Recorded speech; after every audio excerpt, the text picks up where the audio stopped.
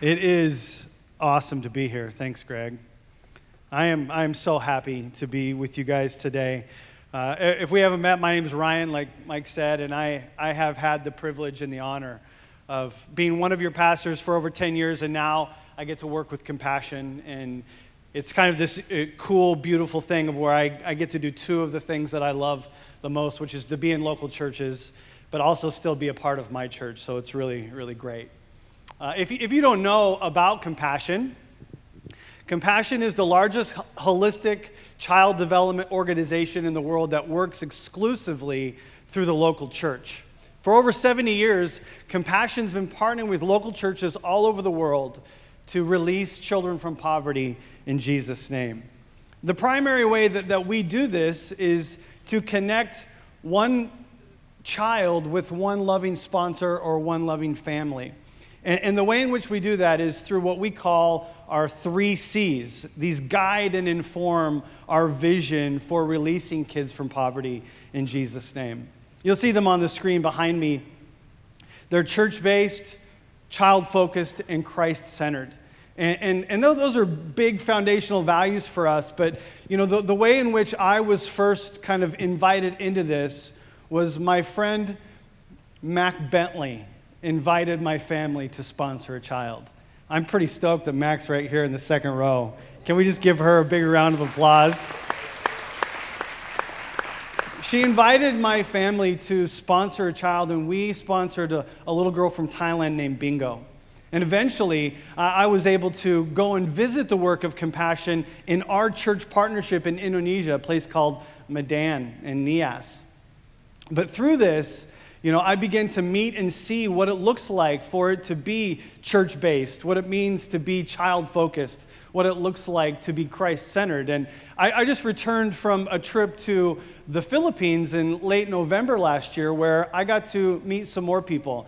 And I've got some pictures up here, and I want to introduce you to them. This is where I met Pastor Dante. He's here on the left. Pastor Dante was like this persistent neighbor we read about in the parables, where when he found out that his church could be a Compassion program church, he began knocking on that door and saying, please let us affect our community through this program. And every year for 4 years, he kept asking, and there were no new projects happening in this area. And for 4 years, he kept asking, and finally, he was able to become a Compassion Project partner. And so he went down to the local government. So he needed some certificates to prove some things about the land and the building that they had. And the local government was pretty adversarial. And so he showed up and said, I'd like to get this certificate. And they told him, no, we won't give that to you. And so he showed up the next day and said, I need this certificate. And they were like, no, we're not going to give that to you. He kept showing up every day until they got so frustrated with him that they gave him the certificate, and he began the Compassion program in his church. And this is where we met people like Hazel and Ruan, who you see there in the pictures. Ruan is in the red dress. She was our MC for the day. She's 18. She's getting ready to graduate. She wants to be a news reporter. Right? Hazel's the girl in the orange who was one of the dancers who graduated the program, is now a civil engineering student, and is a big part of the leadership of the church for the young people in that place, which is called Biliran. It was an amazing thing because you see from the very beginning pastors who are in their community believing in the work that God has called them to, right? But then there's students who come along who are transformed through that relationship with Jesus. It's church-based, it's child-focused, but it's Christ-centered. And I want to say thank you to Goodlife because for many, many years, you have been a partner with Compassion, releasing kids from poverty in many different countries. In fact, Goodlife sponsors kids in over 24 countries. Right? That's pretty amazing. We have a celebration slide coming up, and it says that we have over 407 kids sponsored from this church. Now, we've just done a bit of a system switchover with our database. Maybe you've experienced some of the technical difficulties with my account, and so our database numbers might not be correct. We think this number is actually higher than 407. We think it's about 427, but I don't have actual hard evidence of that because of the switch in our system. But here's something that I can tell you that is very, very cool. In our partnership area, which is Medan, we'll bring up that map of Indonesia. You can see Medan and you can see Jakarta. Medan is where we have half of our partnership, and then just above the N is an island, which is where Nias is, where more of our kids are at as well. We have sponsored 181 children from these areas, which is an increase of 21 from last year. Let's give it a big round of applause for that. Thank you. Your sponsorship's making a difference. You've been writing letters to the children, and through these letters, you've shown them that poverty isn't the only voice in their life. You've encouraged them. You've prayed for them. Your letters and your prayers are making an impact. I want to say thank you for writing these letters. If we could go back to that second picture, there's a young man in the picture. His name is Jumar. You can see him, he's in the pink shirt. He's a Compassion graduate that I met at a dinner in Manila. And what he's showing us are the first letters he ever received as a 5-year-old child from his sponsor family in America. Like, this is how precious these letters are to the kids. They keep them forever. Right? I've met so many children who have folders that they keep them in. They reread them until you can't see the actual writing anymore. Your letters are making a difference. And in fact, today, if you want to write a letter to your sponsor, I can show you how to do that from your phone. You can take a picture and we can send them a letter today. It's not a hard process. I want to say thank you for your generosity in partnership. It's easy for us to think that poverty is just not having enough money, right? It's not having enough money to buy some of the things that we need or want. But poverty is so much more than just an economic issue. Right? It's about clean water, it's about nutritious food, it's about access to medical care. But even more than that, it's about having hope and dreams and agency to make choices that we don't even think about here in Australia. We just have kids that grow up believing that they can be the next cricket star or AFL. Probably not NRL.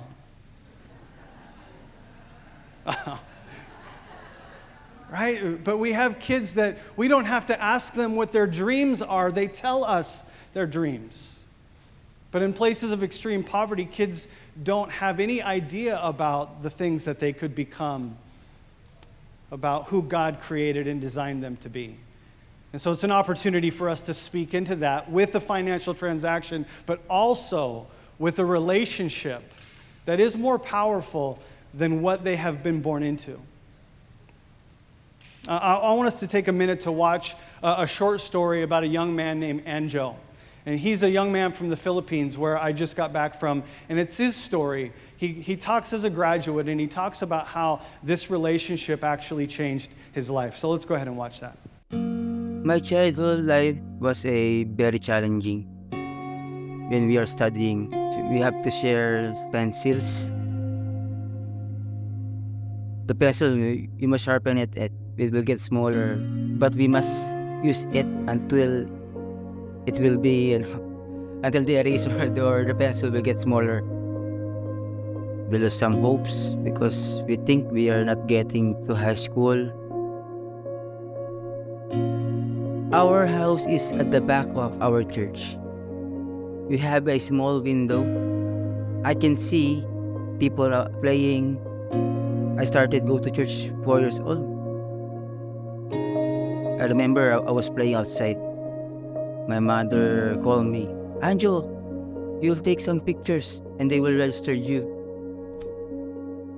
Compassion Ministry has provided us school supplies, more friends, more connection to others. Also, my sponsor give me a gift every birthdays, so we don't have to share some pencils, some socks, some bags. I remember I said, now I can go to high school.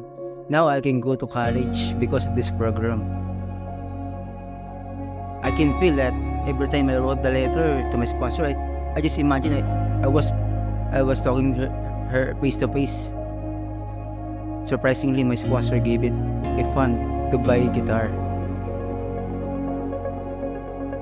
It's like an engine to my faith. So I want to give best to God by serving and by playing guitar. Since we started our business to have this printing shop, I said to my wife that this is a business, but it is also a ministry. Back then, when I was a child, we're struggling school supplies. And right now, I'm selling school supplies now. Sometimes I sell the school supplies, especially to the kids, on cheaper price. And sometimes it's free because I've been there. It's hard. I have 2 kids. It brings me a joy that I can provide. If my sponsor was here, or if my sponsor was watching me,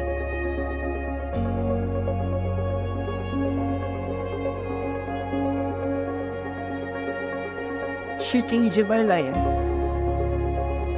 I just want to hug her for taking my life, my situation, releasing me from poverty and releasing me from spiritual poverty.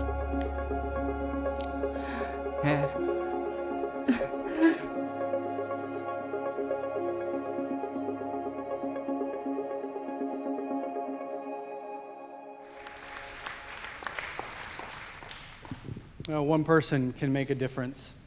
One person can change a life. One person was all it took to interrupt that cycle of poverty in Anjo's life. And so today, what I want to share from the scriptures is about interruptions. What does it look like for us to interrupt someone's life? Or what does it look like when interruptions happen to us? More often than not, we don't like interruptions. They frustrate us. They inconvenience us. But ultimately, interruptions happen to us all in some way, shape, or form. Parents maybe have an understanding of this that's difficult to rival. Kids ask something like 400 questions an hour, right? I was writing this message and Charlie would come upstairs and he would say, "Are we doing anything today?" And I would say, no, because what you're asking is, are we doing the thing that I want to do today? And I said, no, we're not doing anything today. We're just going to hang out at home. I'm going to work on my message. He's like, well, what's your message about? Interruptions. He stands there a minute and he's like this one? I said, yes, exactly like this one. Now, how many times have we had this conversation, right? We ask our kids, what happened today? Nothing.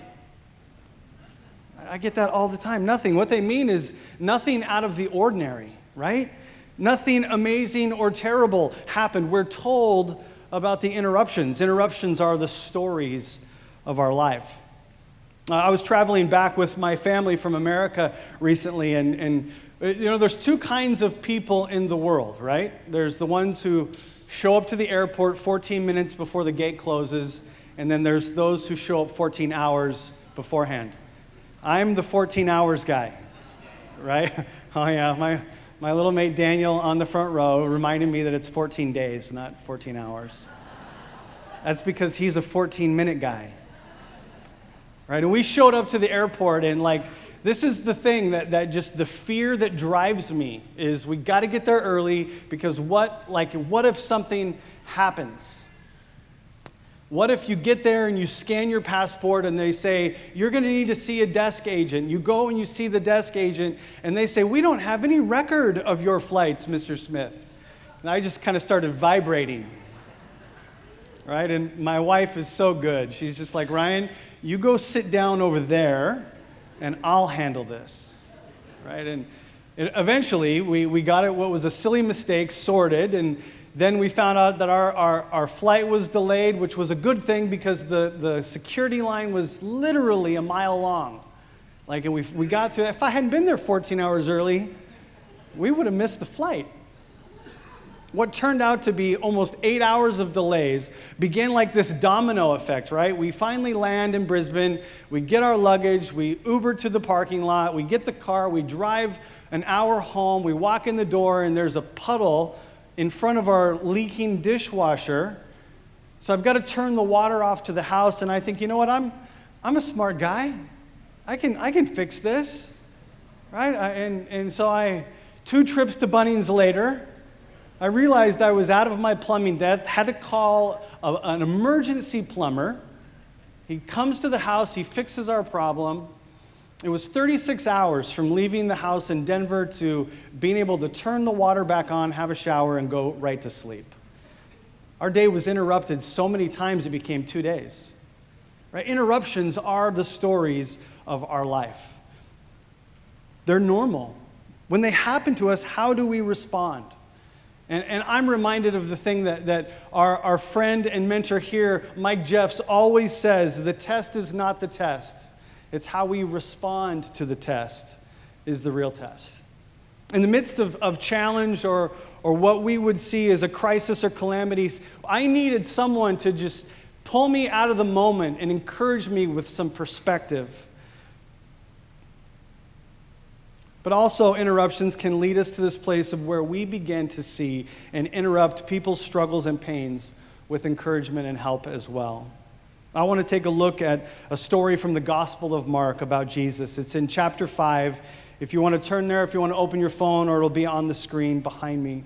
We're going to start reading in Mark chapter 5, verse 25. It said, "When Jesus had again crossed over by boat to the other side of the lake, a large crowd gathered around him, and while he was by the lake. Then one of the synagogue leaders named Jairus came, and when he saw Jesus, he fell at his feet, and he pleaded earnestly with him, 'My little daughter is dying. Please come and put your hands on her so that she will be healed and live.' And so Jesus went with him. A large crowd followed and pressed around him, and a woman was there who had been subject to bleeding for 12 years. She had suffered a great deal under the care of many doctors and had spent all she had. Yet instead of getting better, she grew worse. And when she heard about Jesus, she came up behind him in the crowd and touched his cloak, because she thought, 'If I just touch his clothes, I will be healed.' Immediately her bleeding stopped, and she felt in her body that she was freed from her suffering. At once Jesus realized that power had gone out from him, and he turned around in the crowd and asked, 'Who touched my clothes?' 'You see the people crowding against you,' said his disciples, answered, 'and yet you can ask, who touched me?'"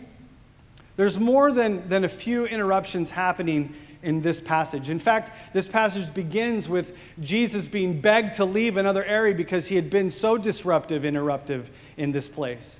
And so we see that there's some things going on, but we pick it up with Jesus going from one place to the next, and Jairus coming and saying, "Will you please come heal my daughter?" We don't know how Jairus knows Jesus, only that he's a leader of his synagogue and that he believed Jesus could help his daughter. And on his way to heal this young girl, Jesus is interrupted by this woman with the issue of bleeding. I wonder, where did she get the idea that touching his clothes would heal her? She would have been what the Jewish leaders would have called ceremonially unclean, and actually touching others would have made them unclean as well. But she thought, if I can just touch his cloak, if I can just touch the hem of his garment, I will be healed. I think there's a lot going on underneath the surface here. Being unclean in this kind of context was not a good thing. It meant exclusion. It meant to be removed from community, to be removed from worship, not being able to go to the temple. I can imagine some of the shame and even embarrassment that she would have had, being cut off from friends and family. But even stronger was this idea, this desperate belief that perhaps Jesus could heal her as well. And it says immediately her bleeding stopped. But this is where Jesus does something interesting, and he's like, "Who touched me?" I think in this moment, he knew that something had happened, that this power had gone out from him, and that this person had been healed. But I think he wanted to do more than just heal a physical ailment. I think he wanted to go a little bit deeper. Jesus says, "Who touched me?" And the verse goes on, 32 through 34, but Jesus kept looking around to see who had done it. And then the woman, knowing what had happened to her, came and fell at his feet and, trembling with fear, told him the whole truth. He said to her, "Daughter, your faith has healed you. Go in peace and be freed from your suffering." He called her daughter. It's an interesting, amazing thing that Scripture records here. I think Jesus not only healing her physical ailment, wants to heal her heart as well. Daughter gives this idea of the connotation of being loved, being accepted, being part of the family. And Jesus made her clean. He is the one who transforms us. Jesus makes unclean things clean. He makes sick people well. The old way of understanding this was being flipped on its head, and a new way of living was being revealed. Jesus interrupts the natural order with his supernatural power, but also with his unconditional love. What a moment for this woman, healed physically and loved relationally, right? But what about Jairus? I can imagine he's just like, can we just get a move on? Like, can we just go to my house now? Like, this is great and everything, but like, we got somewhere to be. We got to get to the gate, right? Like, I don't know about you, but like, this is where I'd be probably getting a little bit more frustrated, like I was at the airport. What would have been going on in his head while all this was happening? And then the worst is confirmed for him, and we see this in verse 35. While Jesus was still speaking, some people came from the house of Jairus, the synagogue leader. "Your daughter is dead," they said. "Why bother the teacher anymore?" But Jesus overhears this, and he interrupts their conversation. Verse 36, overhearing what they said, Jesus told them, "Don't be afraid, just believe." I got to be honest, if it's anybody other than Jesus saying this, I'm probably scoffing. I'm probably having a little bit of a difficult time accepting these words if it's coming from anybody other than Jesus. I don't know about you, but when I feel the pressure, when I feel the lack, when I feel the anxiety of helplessness, of not being in control, it's hard for me to believe. It's hard for me to be honest about the things that I'm feeling and the things that I'm not seeing. And I have a tendency to close my hands tightly around the things that I think I can control, to hold on tighter to what I think is mine. I remember sitting in the seat, right, like where Ellie told me to sit, because I was not going to be any help to her as she talked to the lovely desk agent about why we didn't have any tickets. And like minute after minute, it probably was only 5 minutes, but it felt like an eternity. And I stood up, and I'm like, I'm going over there. I'm going to go over there, and I'm going to fix this. And my phone in my pocket buzzed. And I pulled it out, and it was Ellie. She's like, "Sit down."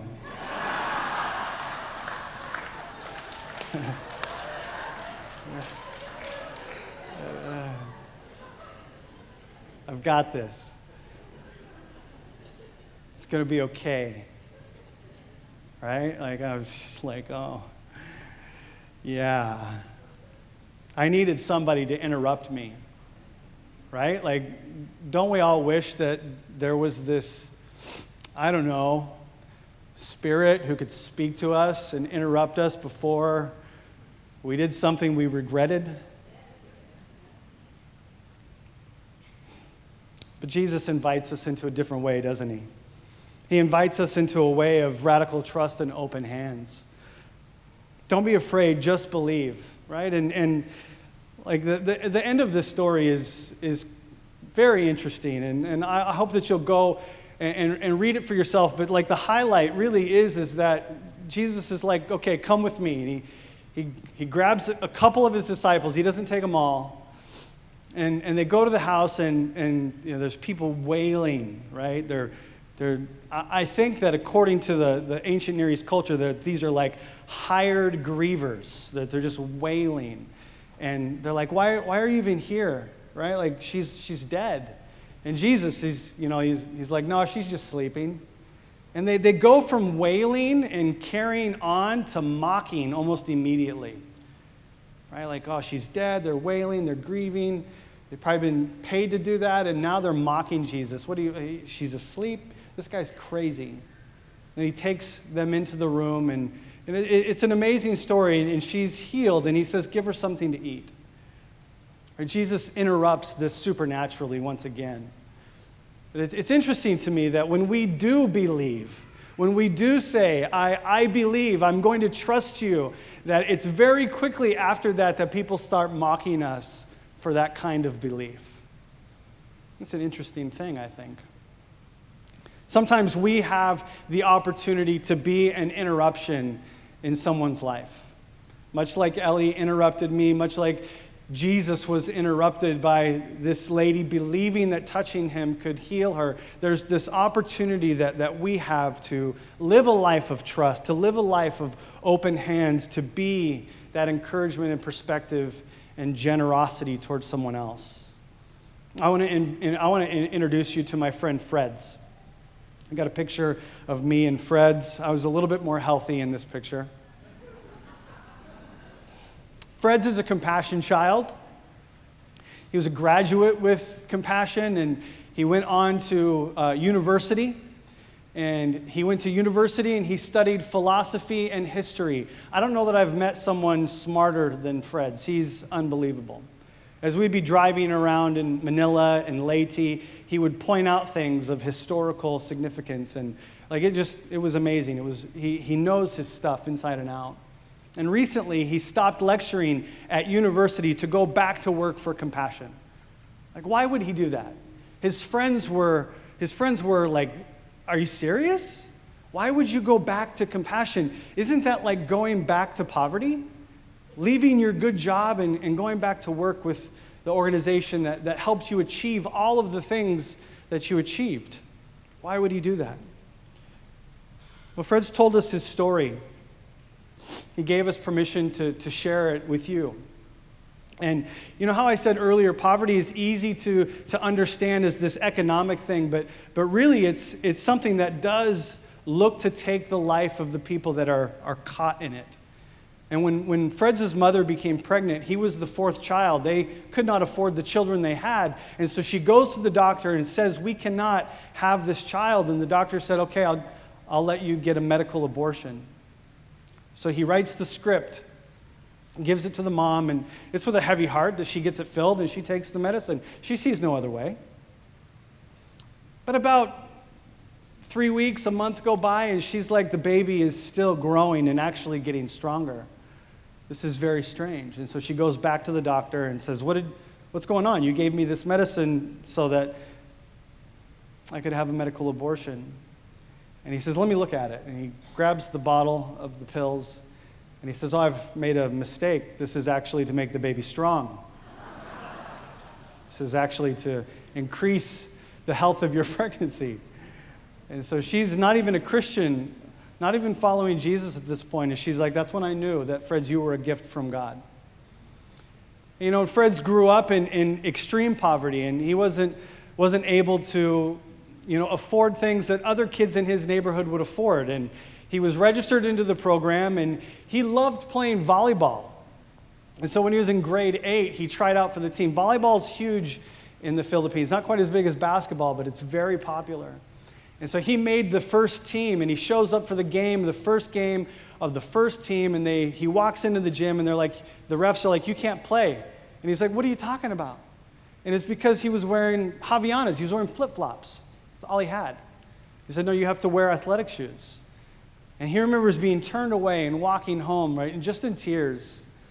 Like, why is this happening to me? It's just a small thing, but it goes to illustrate that it's all of the little things that keep telling you that you're not worthy, that you're not enough, that you don't have a choice.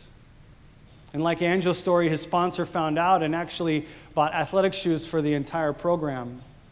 and he was able to play volleyball, and he still loves playing volleyball today. He went to a youth summer camp where he heard about Hudson Taylor, and he was amazed that God would use one person to share the story of Jesus with so many. That's when he decided to follow Jesus. And it was through this that he was able to share with his family about Jesus, and they became followers of Jesus. Ultimately, poverty did take the life of Fred's father. One day when they were just sitting at home, a drug dealer broke into the house looking for things to steal. And the drug dealer came upon by the father, and he killed his father in front of Fred's. This is the reality of what it means to live in some of these places that are just so different than ours. But this is what Fred's said to us as a team the morning that he was sharing this with us. And I've put the quote on the screen so you can read it as well. It says, "All my experiences in life, they're not a mistake. The pain of poverty, the tragedies of my life, they're not in vain. Through each experience, God has showed me his purpose, that I can find joy in Christ. My eternal joy is in Christ. True success comes from being a servant of God and a child of God, and I'm taking every opportunity to answer God's call on my life to be a servant. That's why I started working with Compassion. Compassion transformed my life and is still transforming my life." Today, I want to invite us, once again, to be an interruption. Ways that we can be an interruption. There's so many different ways that we can be an interruption in the world that we live in. Maybe it's just getting up and walking across the room and having a conversation. Maybe it's calling somebody up. The pastor's heart in me longs for you to engage in this kingdom lifestyle of being an interruption. I also want to invite you to make a difference in a child's life today. Right? A way that you can do that is just write a letter to your sponsor child. Today we have the opportunity, if you want to come and learn how to do that on your phone, I'll show you how to do it. It's not a difficult thing, but it's an easy thing. And even myself, I write a bunch of letters, but I have to set a reminder on my phone. Write a letter to Emmabet. Write a letter to Christo. Don't forget. It makes such a difference.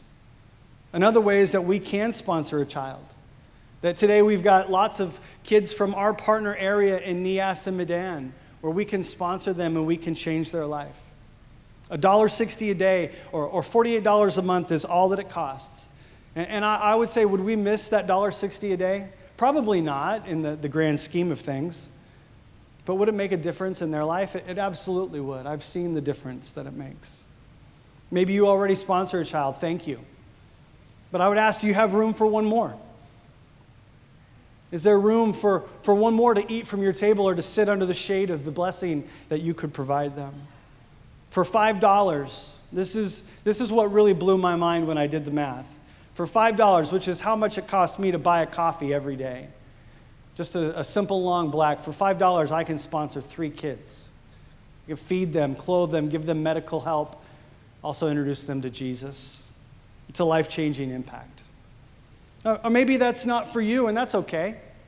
But you could go out and give a gift of compassion, or you could buy a card for your mom from the ladies that make the cards. All of those funds go to the Unsponsored Kids Fund with Compassion. Another way that you could be an interruption is to go on a trip with us to Medan. We've got a trip coming up. There's some slides. And when we're going, Mike and I are going to Medan in September. So we're excited to go and visit our program partnerships in Medan. It's going to be an amazing trip. You can visit the church partnerships. You have the opportunity to meet your sponsor child. We'll spend time with graduates and hear their stories. We'll see how it all works together. And I know I went on a trip here in 2017 with a bunch of people from here, and it was an amazing opportunity.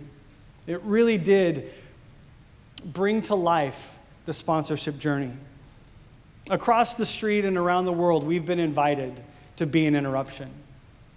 The worship team is going to come, and I would love for you to just consider these things as we sing this song, what it looks like to be an interruption. I believe, as I said earlier in a joking way, there is a Spirit of God that speaks to us about being an interruption. And maybe He's speaking to you right now about the place and the person or the thing that you can do to be an interruption. I would invite you to listen to that, to take a step of faith, and to be a part of what it looks like to bring encouragement, to meet people in their point of need and their point of pain, and bring life. Thanks for joining us for Online Church today. Please don't forget to subscribe on YouTube, like the video, and follow us on social media. It really does mean a lot. Otherwise, we'll see you next week.